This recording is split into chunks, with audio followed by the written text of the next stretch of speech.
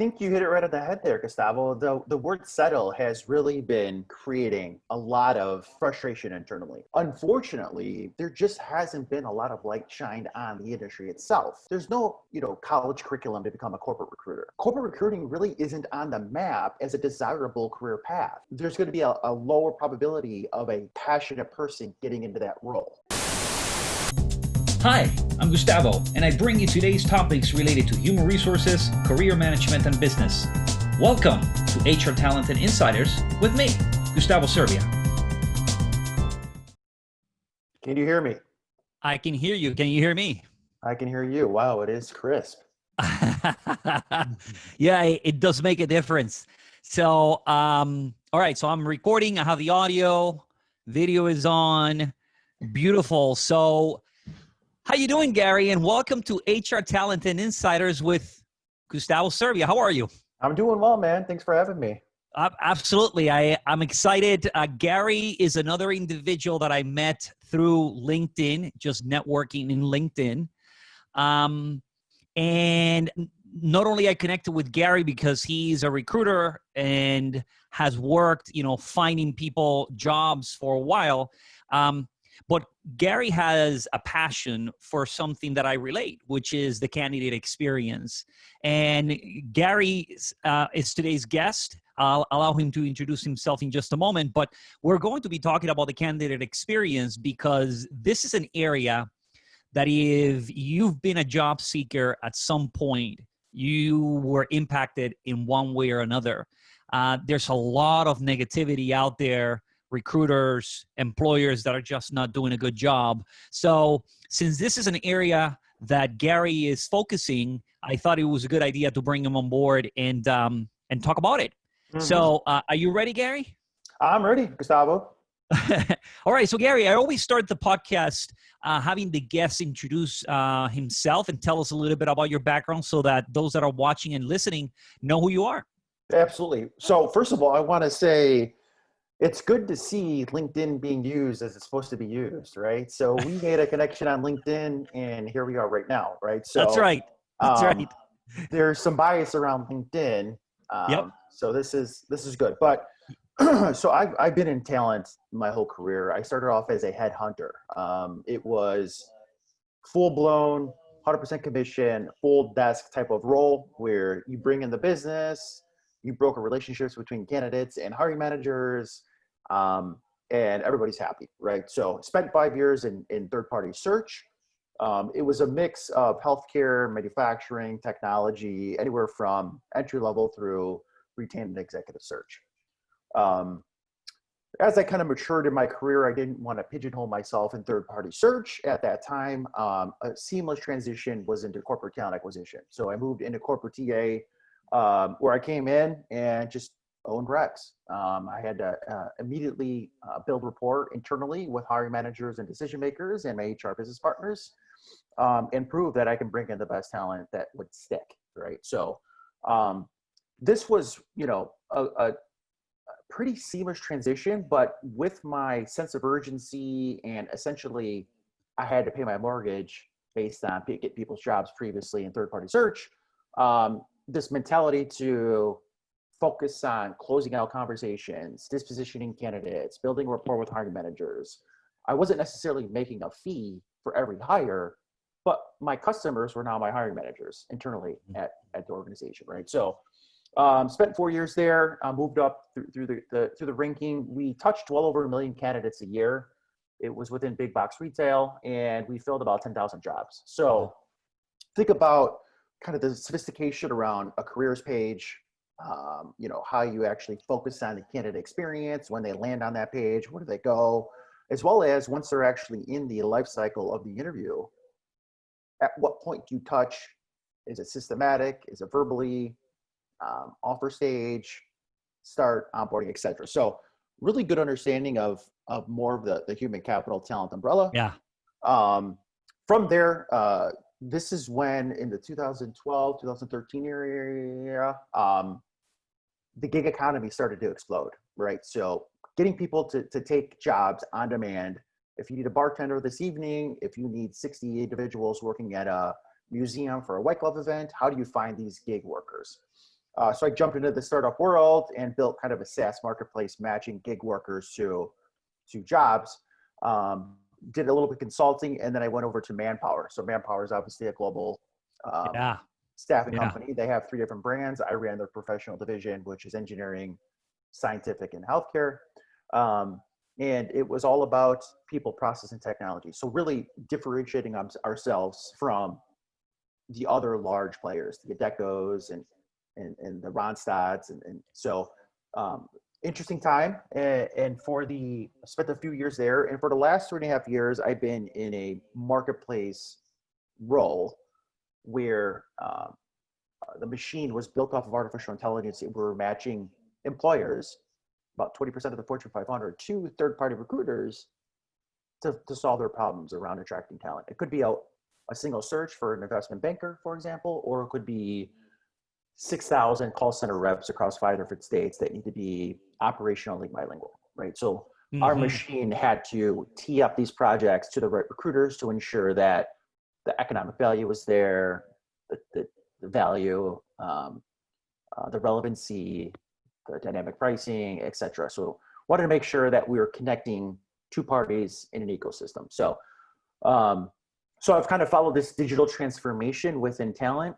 Yeah. I started off well before LinkedIn was even a repository for candidates. Yeah. And now here we are talking about how artificial intelligence is disrupting the recruitment sector. That's right. That's right.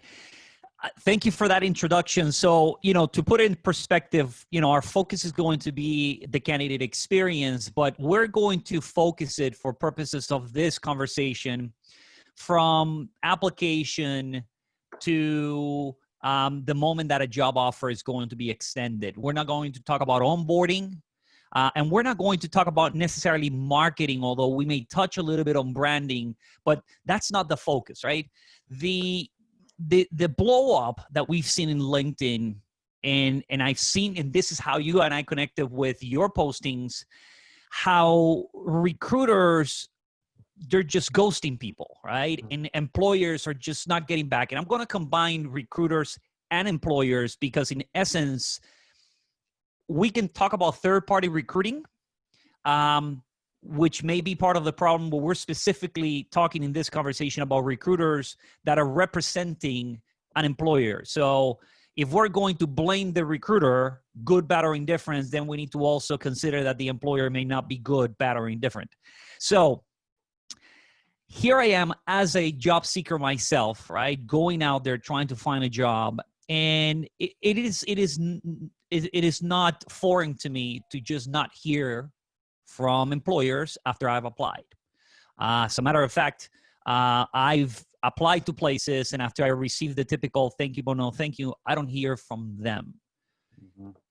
Good, bad, or indifferent, I just don't hear from them. Is this a new phenomenon in your experience and in the years that you've been out there? Or is it just that it's getting worse because technology makes it so easy for people to apply? So I think it's been a problem throughout my career. It's been a problem. I think the exposure to the problem has been accelerated for a few different reasons, right, Gustavo? One is the economic state that our world is in, right? And just the unemployment number would promote more job seekers, right? 2, you mentioned access to technology and applying for the job. There's also access to technology from a venting and a feedback perspective. That's right. So you're just hearing it more. Yeah. It doesn't mean it necessarily wasn't happening as much. It's just that you're able to absorb, see, and even perform feedback easier on many forums, right? So I just think it's the visibility, the exposure has been accelerated really because of, a pandemic, Q1 of the year. And then also just the access to technology and the availability to speak your mind publicly. Yeah. In the viralness around that, good or bad, there is going to be a weighted concentration on a negative viral post, right? So, so I think that's why we're just hearing about it more versus it happening more often. Got it. So it's not a new problem. It's rather something that it just has a spotlight because of the access and COVID in the middle of all of this. Because a few months back, when economy is good and people are employed in general, yeah, people are still experiencing, but they're landing jobs, they're working. So it's almost like, oh, I got to move on. I don't have time for this. This environment has just brought it to the forefront. And I see it. I mean, daily, right? The number of people that are unemployed that are just frustrated. And some of that frustration is being unemployed, which I tell you, it's just not pleasant. But part of the reason I connected with you is because you were adamant it doesn't have to be that way. It doesn't have to be that way. There has to be a better way. There has to be a better way to fix this, because you felt that you weren't necessarily doing this yourself. And I'm not a recruiter by trade, right? I'm an HR guy that happens to recruit as part of his job. And I have to admit, from time to time, I have ghosted people. I probably have not responded in a timely manner. And we all come up with excuse. I don't have the time. There's too much volume. I can't. Even now in the responses, right? The auto responses, thank you for applying. We're so happy and excited. But by the way, there's so many of you, I may not have time to get back to you, which is basically what those responses say. What is your take then in this, I guess, contradiction, if I can call it that, where we know the volume is high? Are we settling for a lower standard? Is that what's happening? I think you hit it right on the head there, Gustavo. The word settle has really been creating a lot of frustration internally, right? Just let me just kind of tell you what my personal thought is on settling in-house corporate recruiting. Unfortunately, there just hasn't been a lot of light shined on the industry itself. If you think about it, there's no, college curriculum to become a corporate recruiter. There's no Harvard of corporate recruiting. Corporate recruiting really isn't on the map as a desirable career path. Therefore, if you think about it, why would, there's going to be a lower probability of a passionate person getting into that role, right? A lot of corporate recruiters kind of fall into that position, whether it's out of college or they might be an engineer and now they're recruiting for engineers. They kind of functionally move into that role. But I think if, there needs to be a discussion around how do we get corporate recruiting just on the map as a profession, right? Just like you hear about, I need to get in a supply chain in high school and I want to be a cop and things of, there's nothing really around the industry of corporate recruiting. And therefore, nobody's talking about the importance of the job. So I think there's one swim lane that we could tackle. And right now, to answer your question around settling, because we don't have any sophistication around the awareness of the job and the importance of the role of the corporate recruiter, I think the general population just has nothing to do but to settle because they don't know of anything else. So here's it. The interesting thing is that, there's more and more talk about culture and being a good employer and branding, particularly around marketing, right? It's putting the best, face out there. And I agree. I don't recall anybody coming to me and say, I want to be a recruiter. It's just not something that you think about. I didn't know about HR as a function until later in life. So, and recruiter was not, except for the military. I was aware of being a recruiter for the military, but outside of that, it was not something. So I realized that there's no education, right? There's some certifications, there's classes that you can take, but for the most part, employers are saying, we need to find great talent, and yet we're not investing time, right? Generalizing, investing time in ensuring that these people are representing us well. But I guess I want to play contrarian. I think many employers, I'm not going to say that they don't care, although some don't, but listen, you're the one that wants to hire, that wants to work with us. So you're going to have to deal with some of these shortcomings, and it's not necessarily a reflection of us. It's just a reflection of a process, but come with us. We're a great employer. That's not the fault of the employer if the recruiter sucks, is it? Well, there's a lot of different problems that could be actually stemming from kind of your example there. But, 49% of job seekers, Gustavo, have turned down an offer potentially from a really good employer with an awesome brand because of the bad candidate experience they've had up until receiving the offer. So just think about if you do have a good brand, but the actual experience up until receiving that offer is bad, you have good talent. 49% of that talent is turning down the offer they get. Yeah. Right. That's a lot. So, they're two different problems, right? Branding and recruitment marketing, candidate attraction and inclusive and diversity, those are important things, right? Community engagement. That could be great. That could be their message. That could attract the candidates. But there's still a process that takes place to move the candidate, for that candidate to be converted from a candidate to a full-time employee. And as I mentioned, 49% of those offers are being declined because this part of the funnel was a bad experience. Yeah. And so if we break down that process, because I'm a process guy, I love processes. So from a process standpoint, so I apply. The typical company out there is setting up an automatic response that says, hey, we received your resume. Most of the ones that I've seen out there are basically the typical, we received it. If we see that you're a fit or you meet the qualifications, we'll call you. In other words, if you don't hear from us, it means that we don't want you. Do you think that's good enough for a candidate experience, or should there be a higher?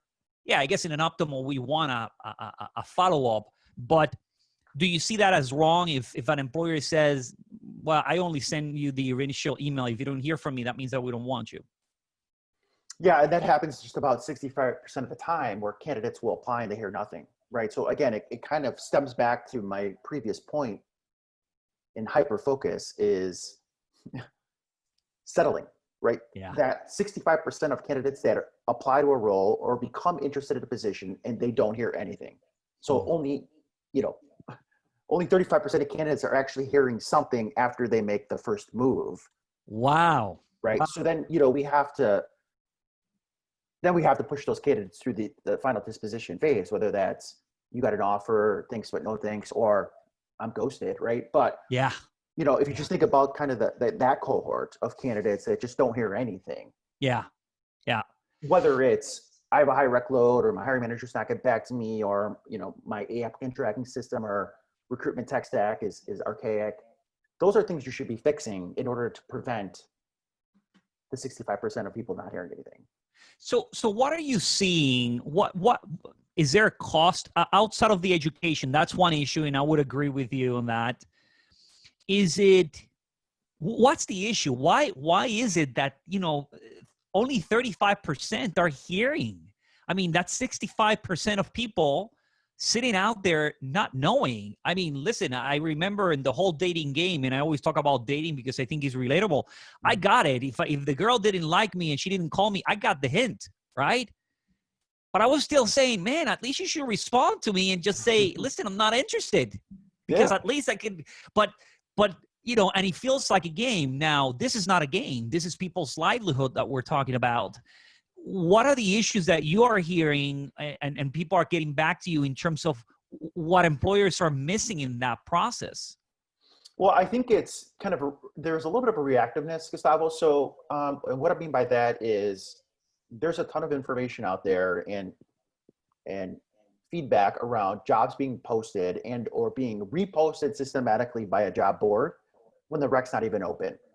So then why would the recruiter need to respond to those candidates applying to a rec that's already closed? Right. So there's kind of what are the issues around contributing to the 65% of candidates not. And then, also, capacity is an issue. And I do feel bad for the corporate recruiting community, especially the ones that are passionate about changing people's lives and getting people's jobs, where they're in an environment where you close 10 recs a week, but you open up 15, right? I was there. I owned 60 recs. I had a good week. I closed 25 recs. Next Monday, 35 new open ones, right? So you're always underwater. You feel like you're not getting anywhere, right? Yeah. And that's when you leverage technology and you help scale your process. But, I think the problems around, it's obviously employer specific and even region specific, but in job category specific, right? If you're hiring in the blue collar workforce versus the executive workforce, those numbers might change. But I think there's just a lack of sophistication in the corporate recruiting industry. I'm not talking about a tech widget that you can plug into your stack or a process that you could, just integrate or inject into your corporate recruiting function. I'm talking about the individual owning that tech stack, the process, and the candidate. There needs to be a human being held accountable for managing all their resources in their little bucket which is essentially their job description, right? So that is kind of where I'm focused, Gustavo, is how do we actually elevate or upskill the human kind of project managing lack of capacity, all the resources in their tech stack, process, D&I initiatives, diversity, veteran hiring. How do you actually help them? So you're focusing on the actual human being that you're talking about does not necessarily is exposed to an education. But I also think there has to be this level of compassion because particularly in this environment, I get it. It's hard for recruiters. The volume is high. So I'm going to give some pass. But what are some of the things that you're hearing or some of the things that you think recruiters in general, right, without knowing the specifics of each circumstance, recruiters can and should do better to improve the candidate experience? Yeah. I mean, and also look, Gustavo, there's a very low barrier to entry in this industry. Yeah. That's another problem. Yeah.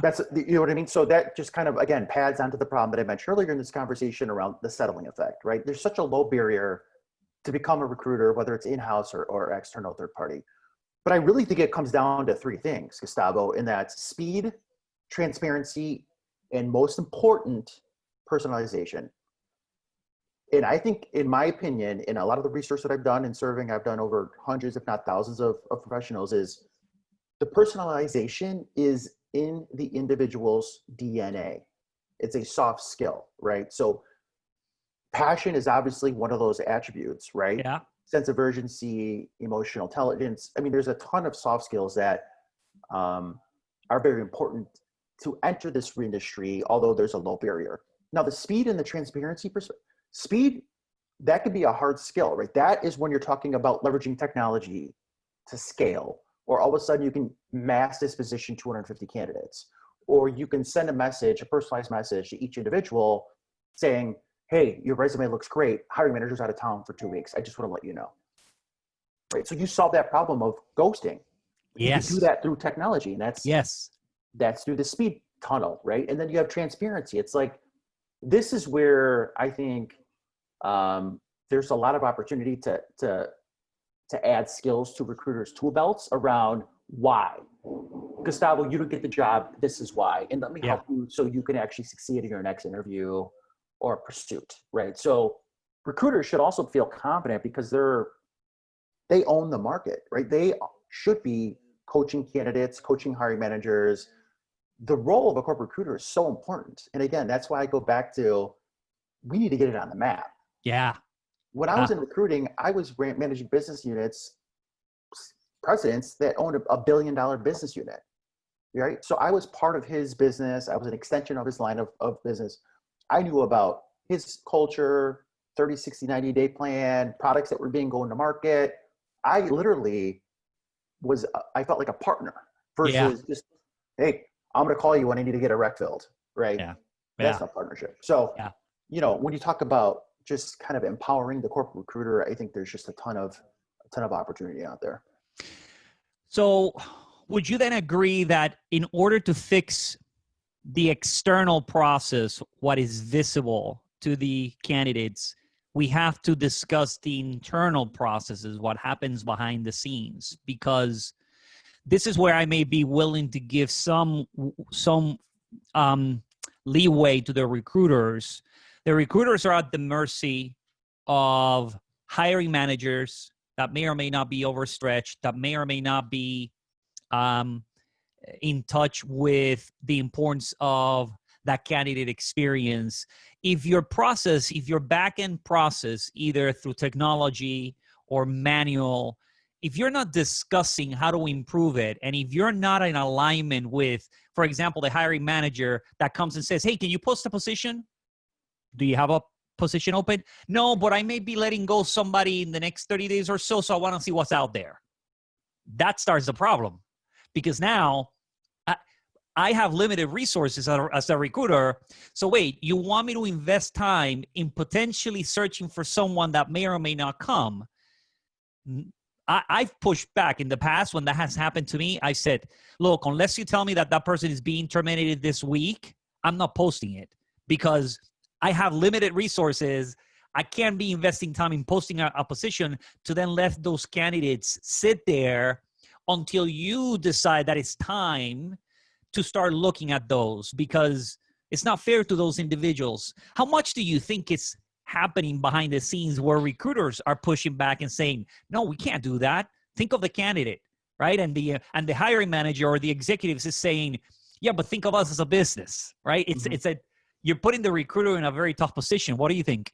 Yeah, and I was there. I mean, I was a corporate recruiter, and it happened all the time. It Yeah. would be like a green rock, right? You just want to see what talent is out there. Yet it's almost like you're talking about a fake narrative to the candidates, Yeah. right? It's like you're not fully transparent. So I think recruiters do push back to hiring managers, and there's also, again, the recruiters should be empowered to actually have good dialogue with the hiring manager. If it's a C-suite, if it's a director, if it's just a line manager hiring their first direct report, to say, is the job open? Because what we don't want to do is we don't want to push candidates away, because that could be pushing away our customers, right? Yeah.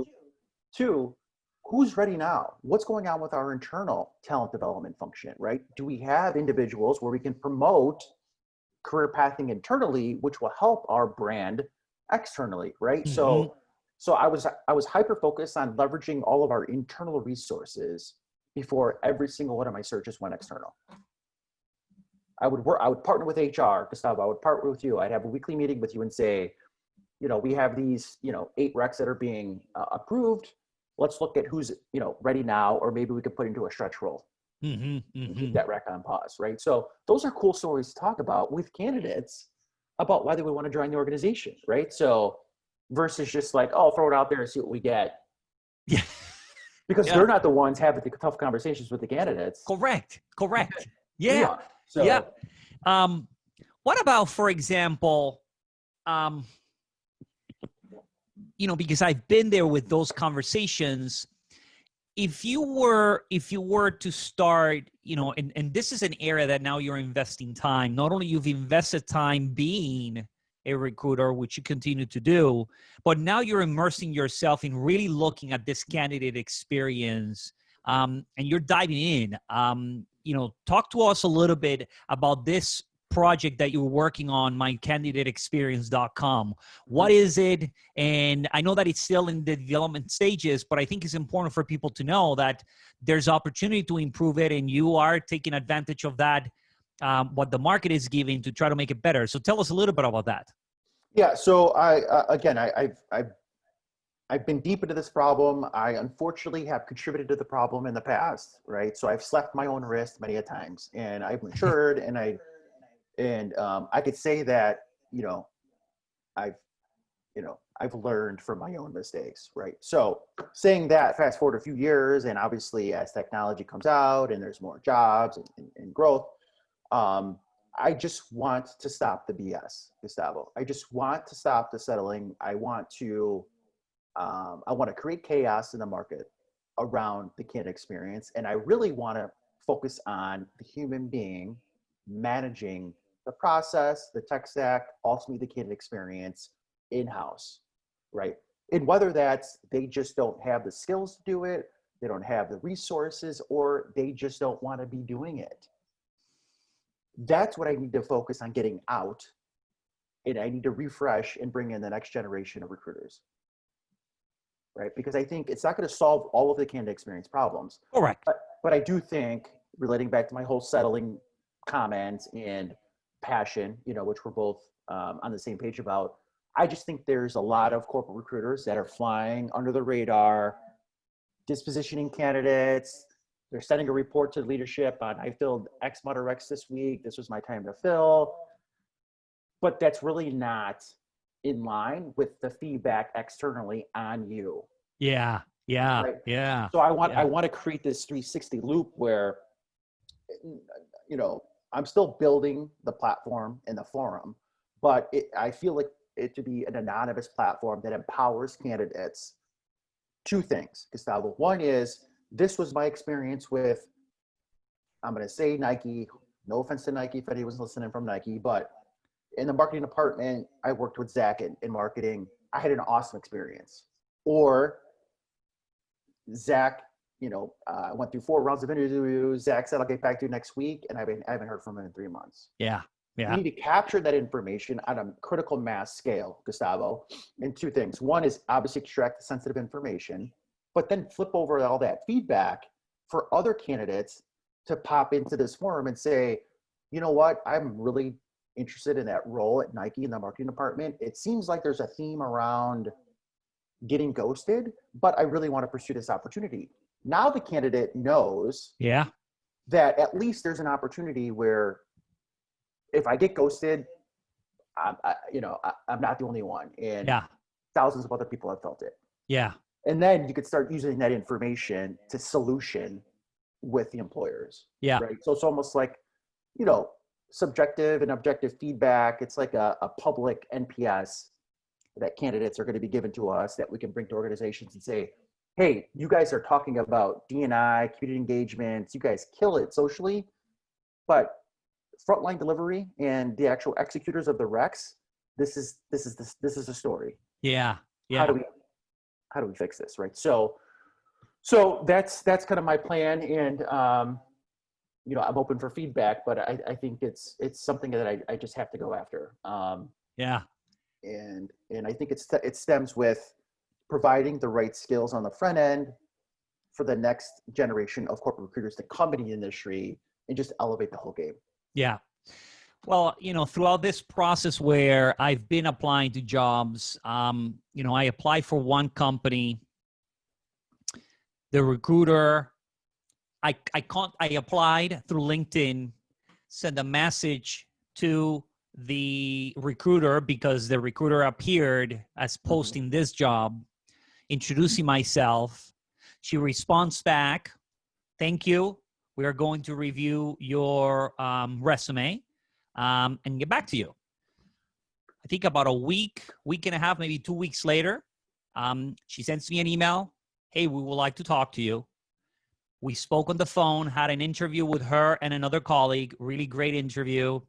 Says, all right, now we're going to make a decision if you're going to go to the next step or not. Regardless if we go to the next step or not, I'm going to be contacting you personally and letting you know. I said, great. She did. Contacted me. I did make it to the other round. Interviewed. No issues. All of this was, she was emailing some cases, except to tell me that I passed around. She was doing it on the phone. And I tell you, from an experience standpoint, it was amazing because hearing her say, so how are you? You typically get an email, well, you didn't make it. And you can get a phone call and still be told that you didn't make it.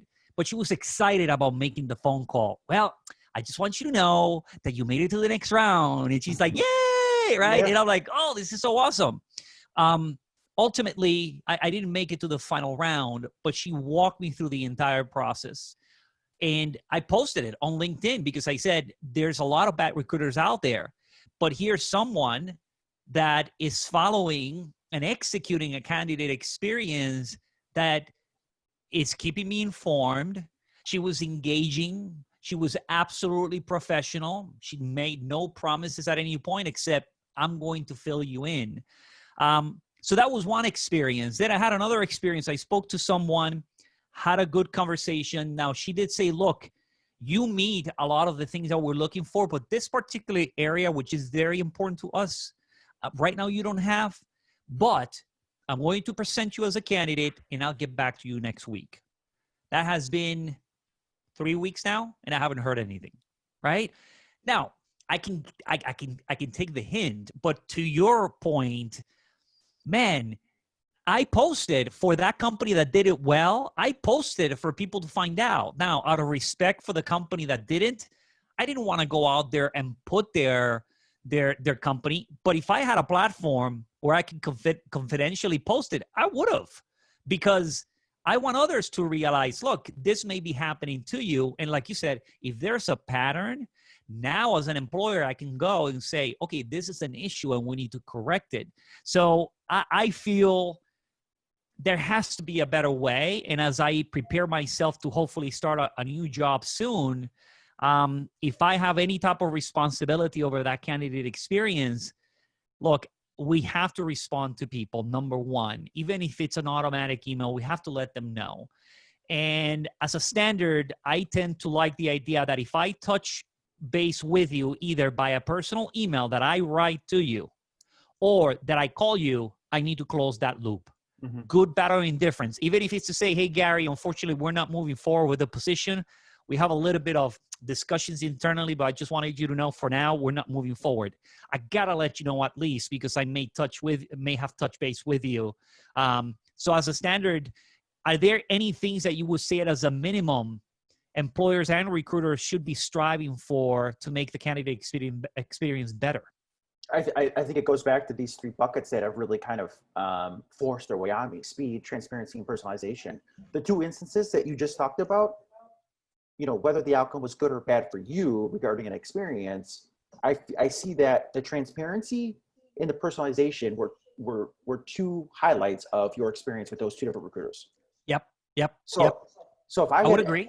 If I have any advice to recruiters, and I really believe this, it is so easy to be remembered if you are a corporate recruiter, good or bad, to be remembered in a good way, in a good fashion, Gustavo. If you are responsive, just all you have to do is focus on getting back to 100% of your candidates. You will differentiate yourself from the other recruiters out there. You don't necessarily have to have the answer, but it is as simple as just sending a quick note. I don't know, Gustavo. I've sent it over to the hiring manager. He's just not getting back to me. If I hear anything, I'll let you know. If you don't hear from me, this hiring manager just left the company, or, you know, whatever. Yeah. Just be transparent. You don't have to lie and say, we still work for the best company in the world and it's going to be awesome. Yeah. You know what I mean? Just be transparent. We're all human. We could take it. Candidates can be like, oh, okay, you know, thanks. I don't have these skills, or there's 3 better candidates in this world. Yeah. We just want to hear that information. Yeah, I mean, I've exchanged. I believe in the transparency piece. I think people, when it comes to feedback, some people are concerned that if I give you feedback, you may sue me, or you may not understand it, or I get it. But in my experience and from good recruiters that I've interacted with, they agree with what you're saying, is getting back to individuals and being transparent. If you let people know where they stand, and think about this, being unemployed, I mean, the emotional toll that it takes, if with a financial situation, health, if you have health situation, marital, kids, and on top of that, you're sitting in limbo, right? Just, you know, if I'm telling my wife, yeah, I'm applying, and I'm not hearing from anybody, does she start thinking that there's something wrong with me, right? Well, absolutely right. But you're applying. All of those things play in the minds of those job seekers. And while I respect the fact that employers are busy, I agree with you that there has to be much more focus, particularly if you're going to be selling me this wonderful experience as to why I should join you. And then you're giving me crap, right? And somehow saying, oh, but we'll do better when you start, right? We'll do better when you start. It just doesn't cut it anymore. And I've seen it, but it wasn't until I started this round, because there's so many, but also listening to you and what you were writing, what you were questioning. Yesterday, we were exchanging a post about this whole thing of the zip code, right? And the whole idea of the ATS. Yeah. Look, I was in a call with a group of HR folks, and they were still confused as to how to go about the process of applying. And these are HR individuals. Yep. So there's clearly a disconnect. Technology is getting in more and more. But I think people are forgetting about the human side. And I think that's the area that you are focusing. And I'm optimistic and hopeful that companies are going to figure out a way to make it better, because it's just not fun to have to wait. Is there anything else that you want to share? No, I think just to close it out, as I mentioned, I think it's really easy to differentiate yourself as a corporate recruiter in a good way. And, about 80% of candidates will reapply to your organization if you are transparent and give them a good experience. Because if they apply today and they're not a fit, and you tell them why they're not a fit or that you're not hiring, and a job comes up in 2 months, you know how quickly you could actually, go back to that warm candidate and say, I know you applied 2 months ago. 80% of the time, you're going to be re-engaged in the job 3 months down the road. Let's talk about this new opportunity, right? So it's, the importance of the transparency and the feedback is just so holistic, and I just think it's taken for granted in this world, in the world. I would agree with you that it's almost like the environment is perfect for anybody that once stands out, either good or bad, because it's so screwed up that if you're bad, you're going to be seen, particularly in an environment like today with so many people unemployed that are just all putting it out there. But at the same time, if you're good, you're also going to stand out because there's so much bad out there. And hopefully people that are watching, and recruiters in particular, are looking back and saying, well, how am I contributing? And what am I going to do to make that process better? Because I don't want to be known as a bad recruiter. I don't want my name out there, blasted all over social media as, hey, you may like that company, but that Gustavo guy, he's a bad recruiter. I mean, think about it. and the power of social media, agree or disagree, if your name is out there in a negative manner, it can run very fast, very fast. So Gary, I always close with giving the guest an opportunity to pitch anything that they're pitching, anything that they're selling, anything that they're into, whatever you want. This is your opportunity to just close the show. Is there anything that you want to share? I think I'm going to stay relevant to this, Gustavo. I mean, I go to mycandidateexperience.com. I'm building out that platform. We're open for feedback. We've gotten a ton of good traffic.